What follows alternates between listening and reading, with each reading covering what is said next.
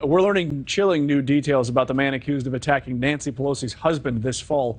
Testimony claims David DePape wanted to go on a suicide mission, even planned attacks against others, including actor Tom Hanks. Tom Dempsey is live this morning with those gripping details.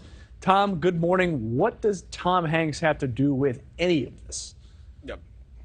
Very bizarre, Mitch, these new details emerging about this investigation. And this morning, suspect David DePape once again wakes up behind bars, facing a number of charges in this, including attempted murder. But again, new details emerge about this investigation on Wednesday, about this attack on House Speaker Nancy Pelosi's husband, and how DePape allegedly targeted a number of other people, including among them actor Tom Hanks. NewsNation obtained photos from inside the courtroom showing DePape in an orange prison outfit there, and looking on as testimony takes place. The hearing included audio from the 911 call from Paul Pelosi and body camera footage of the attack. Police saying DePape broke in as Pelosi slept and demanded to know where the House Speaker was. At the time, Nancy Pelosi remained in D.C. But among the other details shared in court, police testified that DePape told Paul Pelosi, quote, "I can take you out," and that police arrived outside the home. He told Pelosi, quote, "I am not going to surrender. I am here to fight," threatening Pelosi that he would take the punishment instead. When interviewed by police about the attack, DePape responded, quote, "There is evil in Washington," and he was looking to harm Pelosi since she remained second in line to the presidency. Police also shared how DePape allegedly planned to target a number of other people, all sorts of people with this, including California Governor Gavin Newsom, actor Tom Hanks, and President Joe Biden's son, Hunter Biden, who he wanted to kidnap so he could talk to him about, quote, all the corruption in Washington.